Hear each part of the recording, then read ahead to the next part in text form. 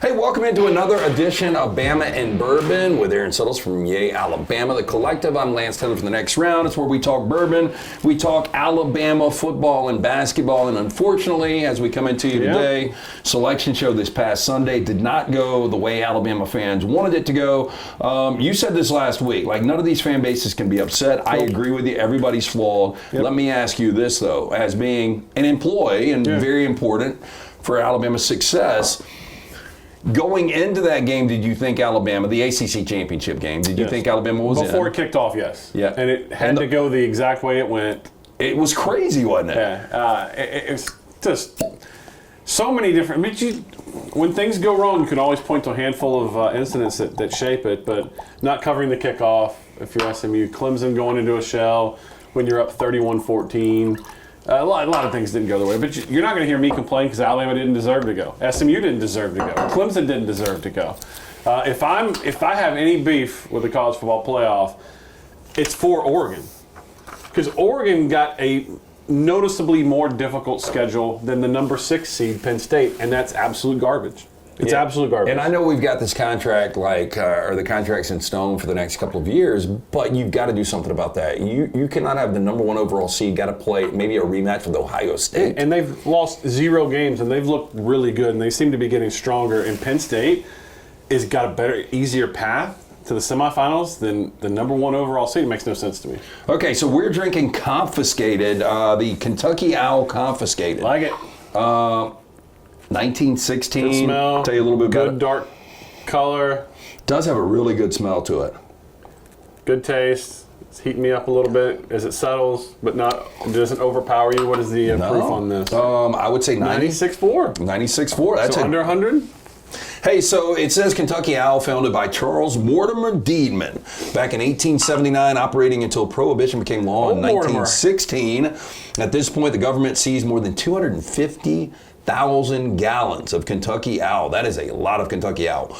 Taken away for safekeeping one night, the warehouse where the illicit liquor was stored burned to the ground. Oddly, for a building filled with alcohol, the fire lasted only a matter of hours, leading many to suspect the entire Kentucky Owl stock had been whisked away by organized crime to fuel their booming speakeasies. 100 years later, great-grandson of C.M. Deedman received the family business and set about blending a bourbon worthy of the Kentucky Owl name. 6 years of rigorous research and experimentation led to the first new whiskey to carry the Kentucky Owl name since 2017.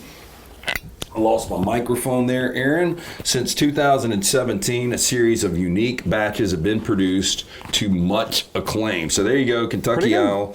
I dig it. Yeah, I like it. Bama and Bourbon always brought to you by our friends at MyBookie, our title sponsor here. Use that code TNR Casino. 300% deposit bonus up to $2,000.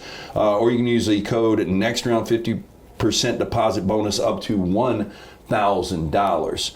So where do we go from here? Because I think the fear for Alabama fans, and this is not just isolated to Alabama, but you miss what is viewed as a meaningful bowl, or we should just say college football playoff now, then guys are going to opt out, guys are going to transfer.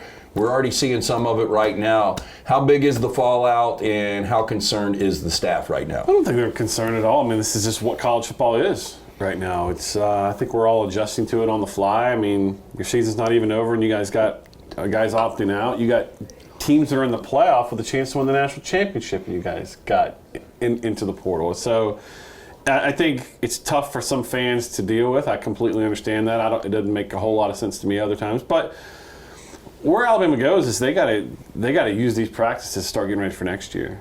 And part of that to me is, does Jalen Milroe want to play in this bowl game? Because if not, you get really your first sort of look into what the quarterback situation will be next year, whether that's Ty Simpson or Dylan Lonergan or Austin Mack. So we would have to think for this season it would be Ty. Yeah, I was going to say the heavy favorite's got to be Ty Simpson, well, right? He's been the backup all year. And then you've got a 5-star that's going to be coming in, and I think most people view him and the Russell kid as the long-term. Russell. solution. But you also can't count on a freshman to come in and start. No, especially at quarterback. Yeah. I mean, Jalen Hurts did it in 2016, but Viola did it this year for Nebraska. You don't see that. You don't see it a ton at this level. Yeah, and look, I mean, I think Alabama fans are excited about the potential of Ty Simpson. And look, I don't know how much you can get into this, what you can say, and I don't know if you agree. To be honest, don't know a whole lot. Okay, Donald brought this up, and I do think it's interesting, the wording of kind of the plea to the receivers. Yeah. It did almost seem like Kalen DeBoer, like that wasn't necessarily the offense you're going to see moving forward in Tuscaloosa. And, whether there's a change and Nick Sheridan's still on the staff and he's not actually the offense coordinator, that's another angle to this whole thing. But I do think that the Jalen Milroe fit was weird for DeBoer. Now, Jalen Milroe at his best, I mean, look, I think a lot of people can coach Milroe when the way he was playing like that, but I think you want if you're DeBoer, at least it seems like, watching his Fresno teams and what he did at Washington, he wants more of a prototypical quarterback. I think so. If you watch the receivers he had at Washington with Michael Penix, and some of those guys playing in the NFL right now, I think it's an awkward spot when you're a head coach. And I have praised the last few weeks Kalen DeBoer for not making excuses. So it's a tough situation to be in, like having to make a public plea to talk to the players about this is not what our offense is going to be. Well, also... And he's not throwing Jalen under the bus, but that's the way it's going to be read, right? And I think that's a tough spot for a head coach to be in for a guy who's 100% backs his players. He did not say anything. People are reading into it. I understand why they're reading into it. But he also has to keep his roster together. So it's a tricky spot for Coach DeBoer, who's been 100% class in the way he's gone about this season, has not made excuses for their shortcomings and their downfalls, has owned those, and has not put it on his players. And I don't think he's putting it on his players now. I think he's just saying we might look a little different next year, and maybe not even might. We're going to look different offensively next year. Look, there's crazies in every fan base, but the logical Alabama fans I've talked to are very, very optimistic and excited about the future and Kalen DeBoer, because I do think he's handled himself extremely well. Yeah. I think the problem is you had one culture with Nick Saban and you've got another completely different culture, and both, to me, are really good cultures. But when you're actually transitioning out of the greatest coach to ever do it, it's just, there's so many layers to that and so many complications. And it looks like, oh man, this is a ready-made cake, much like Larry Coker took over in Miami. They're just ready to go in. Yeah, I mean, there was just too many inconsistencies with a lot of different things going on internally. And you look, if you're a glass half full person, and I'm generally not, I'm pretty pessimistic. Yeah, I'm trying to get better, but I'm right there with you. It's something I'm trying to work on. It's a shortcoming of mine. But if you're a glass half full guy, what you can say are there are people in the playoff that when big games arise, they don't win. James Franklin's one of them. Yeah. And that's just what they've been saddled with. He is 1-15 against top 5 teams. In his first season at Alabama, he beat Georgia in a must-win game at LSU. He won those games. So Coach DeBoer has won the big game. No, he won them last year. He won a college football semifinal game against Texas. He won a conference championship against Oregon. Oregon was top 5 team all year long. It was the look-ahead games that got him. Yeah. It was the look ahead, the Vanderbilt coming off the Georgia big win. It was the road environment at Tennessee, and then it was Oklahoma looking to the Iron Bowl, possibly. Yeah. So those are what got him. It wasn't the big games. This is a guy that gets his team ready for a big game, and there are people that are in the playoff that have been labeled that they can't win the big one, and they're labeled that because they haven't been able to win the big one. Coach DeBoer has. Bama and Bourbon, brought to you by our friends at the Beverage Place, next to the PGA Superstore on Highway 280. Pink Package, located across from Target, next to Arby's on Highway 280. One-stop shops for everything: liquor, beer, seltzers, wine, sodas, mixers, cigars, ice, even fresh lemons and limes. They open early, they close late. Get in and see JJ Chan. They bring us all of our great bourbon. Again, we are drinking the Kentucky Owl. I like this. Very mellow. When I saw the bottle, it's almost like an early times meets, Yellowstone. Yeah. And I think we might even have some of that back here. Did you finish that series out? No. I didn't either. I didn't. Is it done? Yeah. Okay. Well, I didn't watch it, but I've been told it's done. And Taylor Sheridan made the last episode all about him, which is not surprising if you know. Dude, watching Linus with Taylor Sheridan, like he is the ultimate sharpshooter that's leading the charge and stuff. Look, and he might be a badass. He has amassed a fortune, and what he's doing right now in Hollywood is... As a businessman, hats off to him. Unprecedented. It's weird though, and I don't know if you're watching... Well, you're watching Landman. Yeah. So you'll see those really cheaply done commercials of Yellowstone merch. Yeah. And there's some of the weirdest commercials, and you're like, damn, you got a lot of money. Like, why didn't you put some production behind this? Yeah, he's made a ton, because he's executive producing, he's directing, he's writing, and he's acting. And then he's got the merch stuff. And he's just stacking. Well, he's got a dark view of life, kind of like me, because we saw in Yellowstone early on a dude that were ripped through out of a cooler a rattlesnake that bit the guy and killed him. And then the most recent episode of Landman, how that dude died at the end. Did you watch? Oh, yeah. God almighty, man. I was just like, that is so uncomfortable. It's, I didn't love this past episode. Yeah, I didn't I either. thought it was a little too slow. All the dinner scene, like, that took way too long. You got to edit that down. But for the most part, that's one of my favorite shows going right now. But that was a bad death, right? Oh, yeah. Yeah, not the way you want to go. Just to be crushed like that? Yeah. Sorry, no spoilers. Yeah, it's so bad. The one unexplainable game really is Oklahoma, though. And I think everybody goes back to that. And Everyone. For Alabama fans, it was easier to process not getting in because of how bad they get beat. But I still just don't understand that game. I don't think anyone does. It's been associated with it. It's been the most. I've asked people inside the building. No one knows what happened that night. And it could be just as simple as, offense wasn't producing. And I just, it's shocking to think about. But I think for the most part, Alabama fans knew that they didn't have a gripe. They didn't get in. Yeah. 3 losses. I think. I think, and I read, Greg Byrne, the director of athletics at Alabama, had to say that they're going to have to reassess. And I saw people attacking him saying, well, it's not the out-of-conference schedule that got you. That's not his point entirely. The point is, this conference schedule is hard enough that games like that can sneak up and bite you. Why would you make it tougher on purpose? Yeah. To add an L to the loss column. Back to Dunaway again on the next round. He did make this point. Like, Wisconsin wasn't your typical Wisconsin team this year. Yeah, and these things are scheduled years in advance. So but if Wisconsin would have been Indiana and Alabama gets that win, they're in the college football playoff. No doubt. Yeah. So it can work both ways. Like you get Florida State next year. You planned that game years ago. Florida State would be better. You would have to think they're better than 2 gotta be 2 and 10. If they're not, Mike Norvell's gonna be looking for a job. But that's a risk that you're playing in that game, and you're probably not going to get credit for it if you beat them. Okay, so Alabama fans obviously disappointed about not getting in, but the upside is what we're going on 13 months ago, and Alabama fans were like, I just don't know if Kalen DeBoer can recruit. Congratulations to you guys. Big day last week for National Signing Day. What were your takeaways from that? How difficult is it in that war room where you guys, now it just seems like an ongoing negotiation? Yeah, and thankfully I'm not a part of that, but I have heard some stories behind the scenes. I think what's happening across the board is that you're being leveraged to the 12th hour. You're being leveraged that, okay, we know we've been committed to you, we know we're telling you they're coming, but now we need an X percentage bump. And honestly, this is the way it is. It's bullshit, though. Like, in typical negotiations, you get an agreement, you get a handshake, and that's the way it should be. And this is like, I don't even know another business we would compare this to, because you really you blame it on the 17 or 18-year-old. It is whoever the dad or uncle. Or the agent. Or the agent running the show, and they're the ones that use this for leverage just to get more and more money. And it really doesn't stop until the 11th hour, the last minute, right? It really doesn't. From my understanding, I'm not even on those conversations, but I have heard across the industry that this goes on. And a lot of times you got people representing these student athletes that don't have a ton of experience in being agents. They're trying to do their best for their client.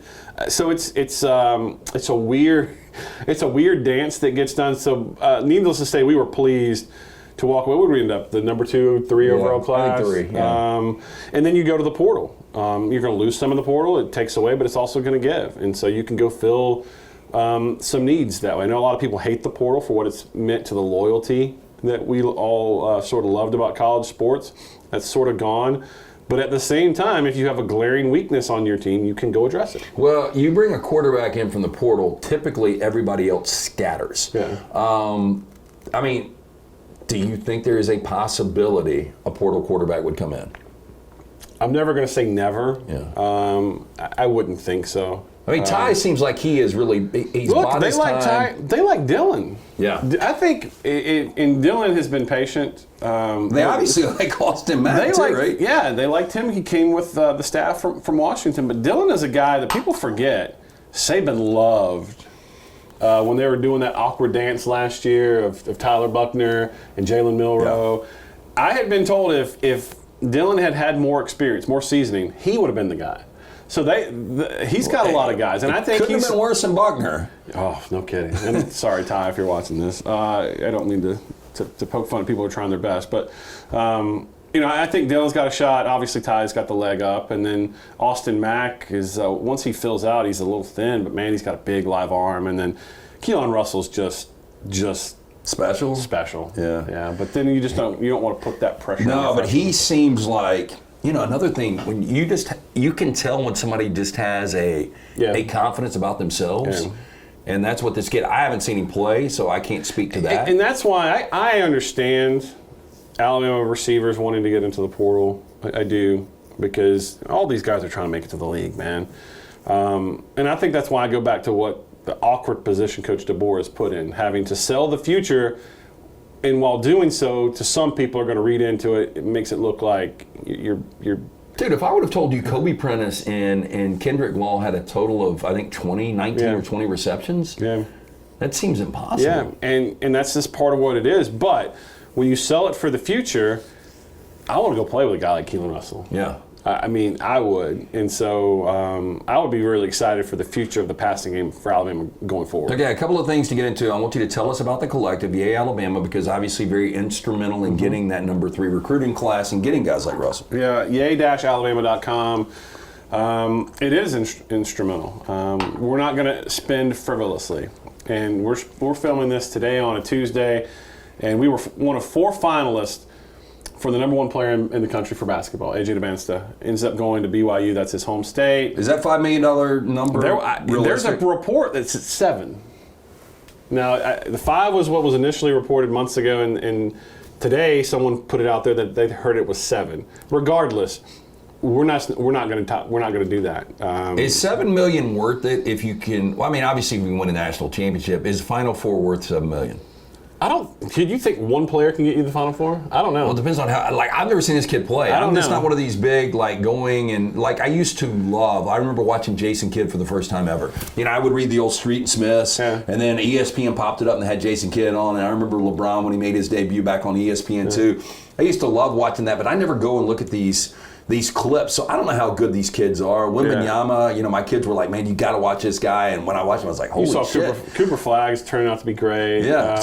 We had the number 1 player in college basketball. But to answer your question, I think if you have... You got a shot. You have a shot. It's not guaranteed. Yeah, we had Brandon Miller, we didn't get to the Final Four. You're right. But I think LeBron, if he would have come in as a freshman, probably you get to a Final Four. You get a shot. I'm just saying it's there are ways to spend that money for one player.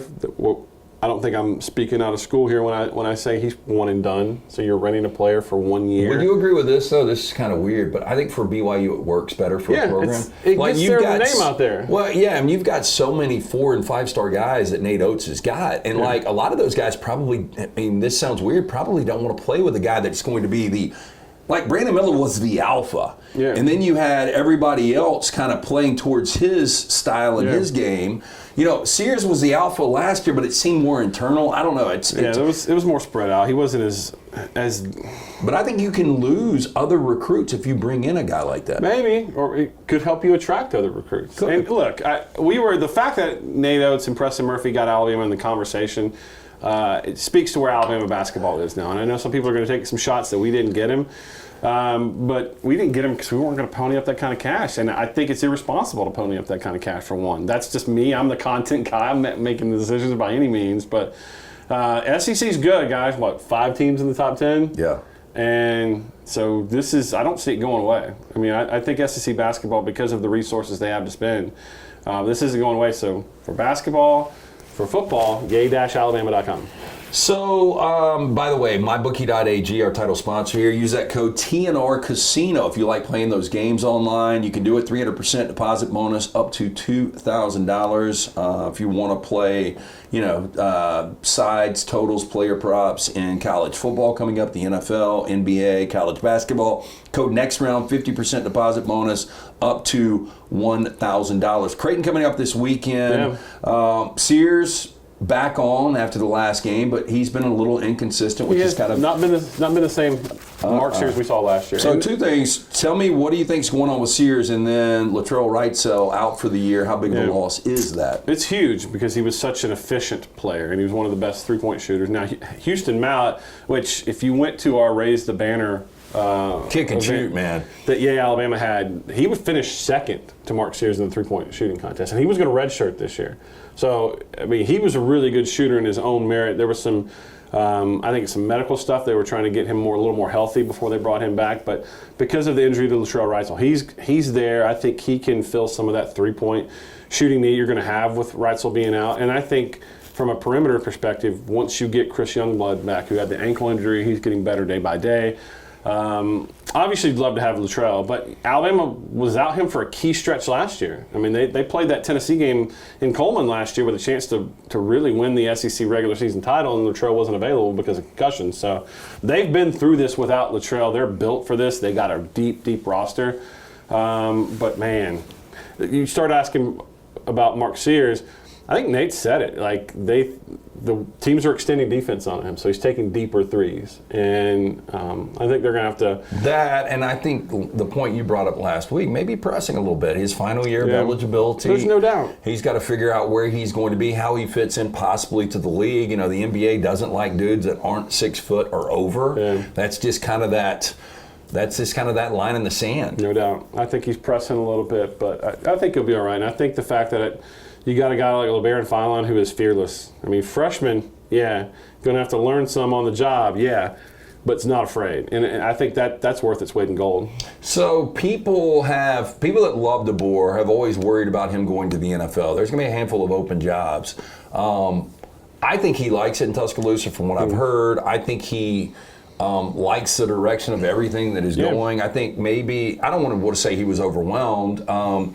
I think anyone would have been overwhelmed. But he was so respectful of Nick Saban. And, you know, again, we go back to the initial press conference and Saban sitting right in front of him. And Saban's in the luxury suite at every game. Like, I think Coach DeBoer, and look. By the way, I've shit the bed in a lot of pressure situations. DeBoer had one of the biggest pressure situations ever taking that job over. And the more I reflect and process this, the Vanderbilt loss, I give that a pass. The only thing, again, that is baffling is Oklahoma. Oklahoma's the only, in my mind. People will say Alabama should never lose to Vanderbilt. I get that. There was a pick six that was a funky bounce. Alabama at least showed up offensively that game.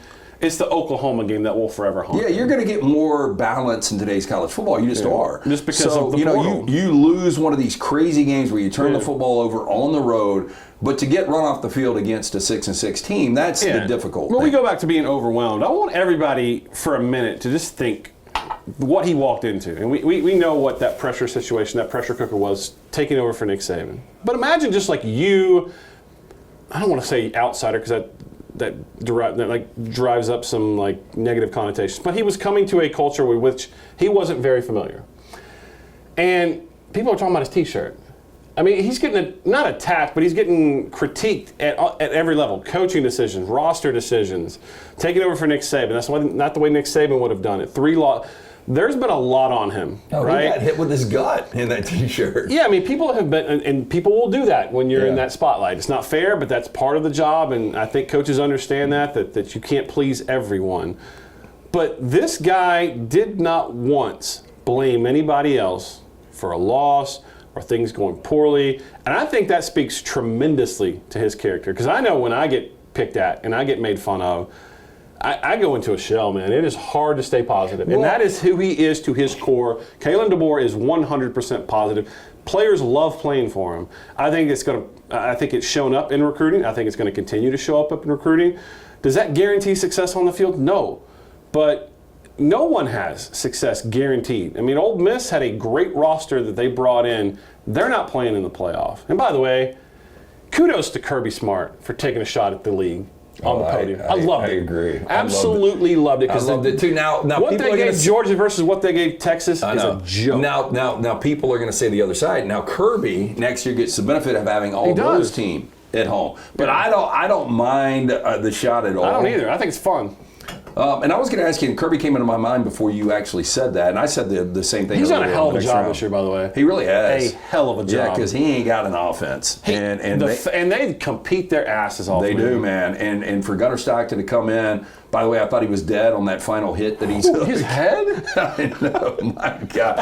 And you're like me, man. I mean, I laugh at that shit. I feel bad for the guy, but I'm it's just a gladiator sport, man. That's why we watch it. But do you not, like, somebody's in the kitchen making a drink when that hit? I was like, holy shit, you got to get in there it and wasn't see targeting? this. I know, it wasn't targeting, which is crazy. No, but, man, look, I know Kirby has done some things competitively, which you got to do, that has left an impression in Alabama, in their fans' mouths, based on what Kirby's done in Georgia. But tip your hat to what he did. Yeah. Look, and Kirby Smart aside, like, if I could, and I want to tell Alabama fans this, and they probably know it, and people are like, dude, you've been, like, way over the top when it comes to Kalen DeBoer. But, like, who would you rather have? That's what I was going to say. Like, if I could draft a coach right now, DeBoer would be the guy at Alabama. Who was available? I mean, the two guys that were available at Alabama was even if you could have any active coach right now in college was football. Norvell and DeBoer. Who do you want? Well, look, I know people might say Dan Lanning. I still haven't seen. I tweeted it. Okay, but I still haven't seen. He just beat James Franklin. That's not a high bar when you're a top 5 team. No, that's true. So he didn't win a championship. And he's recruiting well. They're the number 1 seed. He might be able to finish the deal, and I will apologize, and I will change my take altogether. But right now, if I'm drafting one of these coaches, I've seen DeBoer against Lanning 3 times. How'd that and he's 3-0. Yeah, so, true. like, if I literally could draft any coach to be the head coach or hire any coach, it would be Kalen DeBoer. I wouldn't do it any differently. Yeah, and I think he just had the unfortunate timing of following Saban. And again, I think people have romanticized the end of the Saban era. Not that it was horrible. It wasn't. But it wasn't prime Saban. Dude, but they were a play away from winning the national championship last year. Who? Alabama. Like, if they win that Rose Bowl against Michigan, they beat Washington. They do. That's what's so crazy about this. Like, you talk about Smart and the job he did this year. I think Saban did that same job last year. No, Saban did it unbelievable. Yeah. And this is not me taking a shot at Nick Saban. I'm just saying everyone's like, well, the defense is soft. Well, and I point this out to everyone who asks me, when's the last time you felt great? You got a 7-point lead, the other team has the ball, you know they're not scoring. It's been a while. Because Alabama has been not soft, but they've been a little able to be got on defense for a while. But I do think that this is today's college football. Kirby Smart, 4th and 5 on his own 30. The old school Georgia defense, he'd have punted the shit out of that ball. But, like, man, I think Kirby did a great job. He did. Okay, a couple of things before we get out of here. Bama and Bourbon, we'll be back next week. We'll be talking more college hoops. We'll be talking opt-outs, what's going on in the portal, all that kind of stuff. Brought to you by The Beverage Place, Pink Package. Go see Chan, JJ. They do a fantastic job. Of course, MyBookie.ag, our title sponsor. Code TNR Casino, 300% deposit, up to $2,000. Also, if you're one of these guys, you want to play the NBA, the NFL, college football, college basketball, code next round, 50% deposit bonus up to $1,000. And The Collective. Yay-Alabama.com. We're not wasting the money that's given to us, and I don't want to say wasting, that's probably not the right word. We're being good stewards of that money, and we're building good, strong rosters. As you saw in our football recruiting class, you're going to see it in the portal. You're going to see it in guys in roster retention and who we can bring back. And some guys are going to leave. That's just the nature of college football. It's not always personal. Like, they're trying to get to the league, and if they can find a better situation. But the guys that we want, there's a receiver that wears number 2. We want, right? He just saw him got the ink, the script A inked on him. So I think we're good. Okay. Reuben Foster proves that doesn't mean. By the way, I do not get that tattoo until after I get paid. He's all right. I know, but I'm just saying that does show you. It shows his hand a little bit to you guys. Well, I mean, I think we've taken care of him in terms of, look, the stuff that we do is beyond just money. Like, people don't realize.